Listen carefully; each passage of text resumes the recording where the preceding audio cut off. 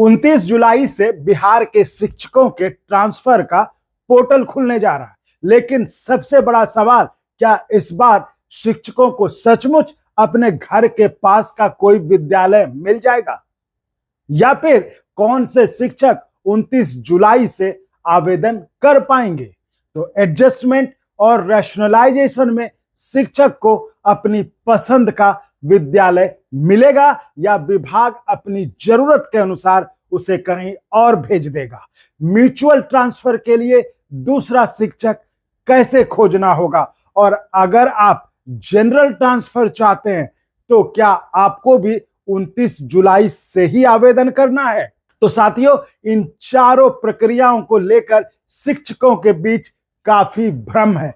कहीं एडजस्टमेंट को ही ट्रांसफर बताया जा रहा है, तो कहीं 29 जुलाई को सभी शिक्षकों के लिए आवेदन शुरू होने की बात कही जा रही है, जबकि पूरा ट्रांसफर कार्यक्रम 3 अलग अलग चरणों में चलने वाला है। तो आज की इस रिपोर्ट में मैं आपको बेहद सरल भाषा में बताऊंगा कि एडजस्टमेंट, रैशनलाइजेशन, म्यूचुअल ट्रांसफर और जनरल ट्रांसफर में आखिर अंतर क्या है और किस शिक्षक के लिए कौन सा विकल्प उपयोगी हो सकता है और घर के पास विद्यालय मिलने की वास्तविक संभावना किस प्रक्रिया में सबसे अधिक है।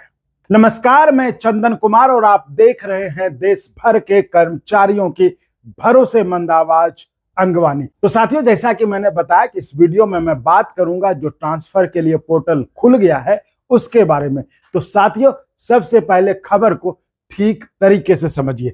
खबर के अनुसार बिहार शिक्षा विभाग ने बिहार राज्य शिक्षक स्थानांतरण नियमावली 2026 के अंतर्गत सरकारी विद्यालयों के शिक्षकों की ट्रांसफर प्रक्रिया का कार्यक्रम जारी कर दिया। ऑनलाइन पोर्टल 29 जुलाई से 5 अगस्त तक खुला रहेगा, लेकिन ध्यान रखने वाली बात है 29 जुलाई से शुरू होने वाले आवेदन मुख्य रूप से एडजस्टमेंट, रैशनलाइजेशन और म्यूचुअल ट्रांसफर को लेकर है। तो जनरल ट्रांसफर को लेकर विद्यालयों की संशोधित रिक्ति सूची 16 सितंबर को जारी की जानी है और उसके बाद 17 से 23 सितंबर तक पात्र शिक्षक अपने पसंदीदा विद्यालयों का चयन करते हुए आवेदन कर सकेंगे। इसलिए यह समझ लेना कि हर प्रकार के ट्रांसफर के लिए 29 जुलाई से ही आवेदन शुरू हो रहा है, यह सही नहीं है। साथियों, पूरी प्रक्रिया 3 चरणों में चलेगी और इसे 31 अक्टूबर तक पूरा करने का प्लान है। तो अब समझते हैं कि एडजस्टमेंट क्या होता है। एडजस्टमेंट यानी समायोजन। मान लीजिए किसी विद्यालय में आवश्यकता से अधिक शिक्षक पदस्थापित है, जबकि उसी क्षेत्र या जिले के किसी दूसरे विद्यालय में शिक्षकों की कमी है। तो ऐसी स्थिति में विभाग अतिरिक्त शिक्षक को आवश्यकता वाले विद्यालय में समायोजित कर सकता है। यानी एडजस्टमेंट का मुख्य उद्देश्य शिक्षक को उसकी पसंद का विद्यालय देना नहीं है, बल्कि विद्यालयों में शिक्षकों की उपलब्धता को संतुलित करना है। जैसे समझिए, इसे उदाहरण के लिए, एक विद्यालय में विद्यार्थियों की संख्या कम है लेकिन शिक्षक अधिक है, वहीं दूसरी तरफ कहीं पास के विद्यालयों में बच्चों की संख्या ज्यादा है मगर विषय या कक्षा के अनुसार शिक्षक कम है। तो ऐसी स्थिति में अतिरिक्त शिक्षक को उस विद्यालय में भेजा जा सकता है जहां पर शिक्षकों की संख्या कम है। इसलिए एडजस्टमेंट में घर के पास विद्यालय मिल भी सकता है, लेकिन इसे अधिकार या गारंटी के रूप में नहीं कहा जा सकता, देखा नहीं जा सकता। तो अंतिम निर्णय रिक्त पद, विद्यार्थियों की संख्या, विषयवार जरूरत, शिक्षक की श्रेणी और नियमावली में निर्धारित प्राथमिकताओं के आधार पर होगा। और यही वह बिंदु है जिसे हर शिक्षक को आवेदन करने से पहले समझना चाहिए। तो अब साथियों आते हैं रैशनलाइजेशन पर। रैशनलाइजेशन आखिर है क्या, जिसे आप समानुपातीकरण कहते हैं।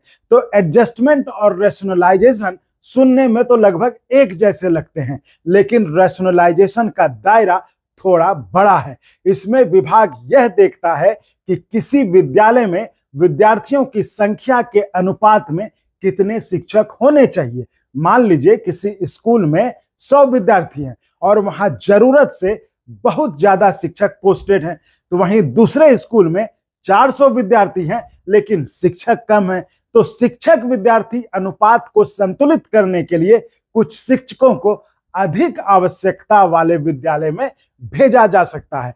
तो इस प्रक्रिया में प्रशासन की प्राथमिकता होगी कि विद्यालय में पढ़ाई प्रभावित ना हो, किसी जगह अनावश्यक रूप से अधिक शिक्षक ना रहें और किसी स्कूल में जरूरी विषय के शिक्षक का पद भी खाली ना रहे। इसलिए रैशनलाइजेशन को घर के पास ट्रांसफर की योजना समझना ठीक नहीं होगा। इसलिए मूल रूप से विद्यालय को जरूरत के अनुसार शिक्षकों का रिडिस्ट्रीब्यूशन करना है। तो साथियों, सरकारी आदेशों और नियमों को सरल भाषा में समझाने का यह स्वतंत्र प्रयास आपकी सदस्यता से चलता है। तो सालाना केवल 500 यानी दिन के 1.5 रुपए से भी कम में आप अंगवानी के सदस्य बनकर दस्तावेज आधारित कर्मचारी पत्रकारिता को मजबूत कर सकते हैं। साथियों, तो चलिए आइए आगे बढ़ते हैं उस खबर पर। अब आते हैं म्यूचुअल ट्रांसफर। म्यूचुअल ट्रांसफर ये है क्या और किसके लिए उपयोगी है, इसे आप सबसे एक सरल उदाहरण से समझिए। एक शिक्षक विद्यालय ए में कार्यरत है और वह विद्यालय बी या उसके आसपास जाना चाहता है, तो उसी श्रेणी, विषय और लागू शर्तों वाला दूसरा शिक्षक विद्यालय बी में है और वह विद्यालय ए या उसके आसपास आना चाहता है, तो दोनों शिक्षक नियमों के अनुसार एक दूसरे की जगह जाने के लिए सहमत है, तो इसे म्यूचुअल ट्रांसफर कहा जाएगा। और इस प्रक्रिया में सबसे बड़ी सुविधा यह है कि 2 शिक्षकों की जरूरत एक साथ पूरी हो सकती है। घर के पास विद्यालय मिलने की संभावना भी म्यूचुअल ट्रांसफर में अपेक्षाकृत बेहतर हो सकती है, बशर्ते आपको अपनी श्रेणी और विषय का ऐसा योग्य शिक्षक मिल जाए जो आपके वर्तमान जगह पर आना चाहता। लेकिन केवल आपसी सहमति पर्याप्त नहीं होगी। आवेदन की जांच संबंधित जिला, प्रमंडल या राज्य स्तरीय स्थापना समिति द्वारा की जाएगी। शिक्षक की श्रेणी, विषय, पद, विद्यालय की आवश्यकता और नियमावली में दी गई दूसरी शर्तें भी देखी जा सकती हैं। इसलिए बिना नियम पढ़े किसी से अनौपचारिक समझौता नहीं कीजिएगा। केवल आधिकारिक पोर्टल और निर्धारित प्रक्रिया के माध्यम से आवेदन करिएगा। रिपोर्ट के अनुसार म्यूचुअल ट्रांसफर से संबंधित आवेदनों का निष्पादन 10 से 14 सितंबर के बीच किया जाना है। अब बात करते हैं जनरल ट्रांसफर की, यानी जनरल ट्रांसफर क्या है। यह उन शिक्षकों के लिए सबसे महत्वपूर्ण चरण हो सकता है जो अपनी पसंद के विद्यालय या क्षेत्र में जाना चाहते हैं, लेकिन उनके पास म्यूचुअल ट्रांसफर के लिए दूसरा शिक्षक उपलब्ध नहीं है। जनरल ट्रांसफर में सबसे पहले 16 सितंबर को विद्यालयवार संशोधित रिक्ति सूची जारी की जानी है, यानी किस विद्यालय में किस श्रेणी या विषय का पद उपलब्ध है, यह सूची देखने के बाद शिक्षक अपनी प्राथमिकता वाले विद्यालय चुन सकेंगे। इसके लिए आवेदन और विद्यालय चयन की तारीख 17 से 23 सितंबर निर्धारित बताई गई है। फिर 24 सितंबर से सूची का प्रकाशन, आपत्तियां, अपील और उसके निपटारे की प्रक्रिया चलेगी। तो इस पूरे प्रक्रिया को, कार्यक्रम को 31 अक्टूबर तक पूरा करने का लक्ष्य है। तो इस चरण में शिक्षक को अपनी पसंद बताने का अवसर मिलेगा, लेकिन पसंद भर देना विद्यालय मिलने की गारंटी नहीं है। एक ही विद्यालय के लिए कई शिक्षक आवेदन कर सकते हैं। ऐसी स्थिति में चयन नियमावली की प्राथमिकता, पात्रता, रिक्ति और अन्य निर्धारित मापदंडों के अनुसार होगा। इसलिए घर के पास स्कूल मिलेगा और घर के पास स्कूल चुनने का विकल्प मिलेगा, इन दोनों बातों में अंतर है। विकल्प मिल सकता है, लेकिन अंतिम आवंटन नियमों और उपलब्ध रिक्तियों पर यह बात निर्भर करेगी। तो अब सवाल है कि किसे मिल सकता है फिर घर के पास विद्यालय। तो अब वीडियो के सबसे महत्वपूर्ण सवाल का उत्तर कि आखिर किस शिक्षक को घर के पास विद्यालय मिल सकता है। पहला, जिसके पसंदीदा क्षेत्र में उसकी श्रेणी और विषय का वास्तविक रिक्त पद उपलब्ध हो। दूसरा, जिसे म्यूचुअल ट्रांसफर के लिए नियमों के अनुरूप दूसरा शिक्षक मिल जाए। और तीसरा, जिसका मामला नियमावली में निर्धारित किसी प्राथमिकता श्रेणी में आता हो और यदि विस्तृत दिशा निर्देश में ऐसी प्राथमिकताओं का प्रावधान लागू किया गया हो। अब हम चौथे की बात करें, जिसकी पसंद और विद्यालय की आवश्यकता आपस में मेल खाती हो। पांचवा, जिसका आवेदन समय पर सही जानकारी और सही दस्तावेजों के साथ जमा किया गया। लेकिन यदि आपके घर के पास वाले विद्यालय में रिक्ति ही नहीं है, आपका विषय उपलब्ध ही नहीं है, या वहां पहले से आवश्यकता के अनुसार पर्याप्त शिक्षक मौजूद हैं, तो केवल आवेदन करने से उस विद्यालय में पोस्टिंग नहीं मिल सकती। यही इस पूरी प्रक्रिया की व्यवहारिक सच्चाई है। इसलिए किसी YouTube video, social media post या बिचौलियों के इस दावे में मत आइएगा कि वह निश्चित रूप से आपको मनचाहा विद्यालय दिला देगा।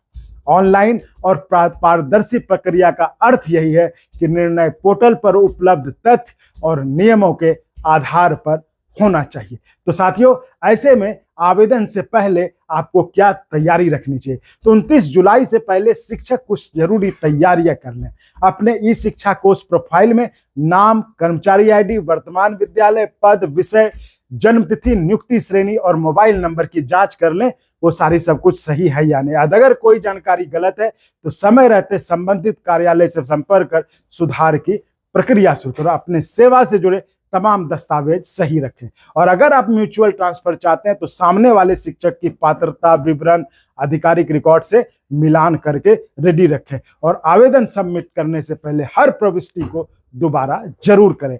आवेदन का रसीद या उसका डिजिटल रिकॉर्ड सुरक्षित जरूर रखें। और सबसे जरूरी, अंतिम समय का इंतजार मत करिए। पोर्टल खुलने के शुरुआती दिनों में ही प्रक्रिया समझकर आवेदन पूरा करने का प्रयास कीजिए। यदि विभाग आवेदन से पहले कोई विस्तृत दिशा निर्देश, पात्रता सूची या अलग दिशा आदेश जारी करता है तो उसके आधिकारिक निर्देश को अंतिम माना जाएगा। तो साथियों, निष्कर्ष बिल्कुल साफ है। 29 जुलाई से ट्रांसफर प्रक्रिया जरूर शुरू हो रही है, लेकिन सभी प्रकार के जनरल ट्रांसफर के लिए आवेदन उसी दिन से नहीं होगा। अब अगर आप उसको ब्रीफ में समझें तो 29 जुलाई से 5 अगस्त तक एडजस्टमेंट, रैशनलाइजेशन और म्यूचुअल ट्रांसफर से जुड़ा आवेदन आएगा। 7 अगस्त से 9 सितंबर तक एडजस्टमेंट, रैशनलाइजेशन की प्रक्रिया होगी। 10 से 14 सितंबर तक म्यूचुअल ट्रांसफरों का निष्पादन होगा। 16 सितंबर को विद्यालयवार संशोधित रिक्ति की सूची जारी होगी। 17 से 23 सितंबर जनरल ट्रांसफर के लिए विद्यालय चयन और आवेदन होगा। और 31 अक्टूबर तक पूरी प्रक्रिया समाप्त करने का कार्यक्रम है। तो अब सवाल बिहार सरकार और शिक्षा विभाग से भी है। प्रक्रिया को ऑनलाइन बताना अच्छी बात है, लेकिन क्या रिक्तियों की सूची सही और सार्वजनिक होगी? क्या प्राथमिकता का आधार साफ साफ बताया जाएगा? और क्या शिक्षकों को असंतोष होने पर प्रभावी अपील का अवसर मिलेगा? तो साथियों, आप किस तरह का ट्रांसफर चाहते हैं? एडजस्टमेंट, म्यूचुअल या जनरल? और क्या आपको उम्मीद है कि इस बार घर के पास आपको आपका विद्यालय मिल जाएगा? तो कमेंट में जरूर बताइए। और वीडियो उपयोगी लगा हो इस बिहार के प्रत्येक शिक्षक तक इसको शेयर कीजिए और अंगवानी को सब्सक्राइब कीजिए, क्योंकि कर्मचारियों और शिक्षकों के हर जरूरी आदेश की सरल और तथ्यपूर्ण जानकारी आपको यहीं मिलेगी। तो साथियों, इस वीडियो में फिलहाल इतना ही। मिलते हैं अगले वीडियो में आपसे ही जुड़ी किसी और बड़ी खबर के साथ। तब तक के लिए धन्यवाद।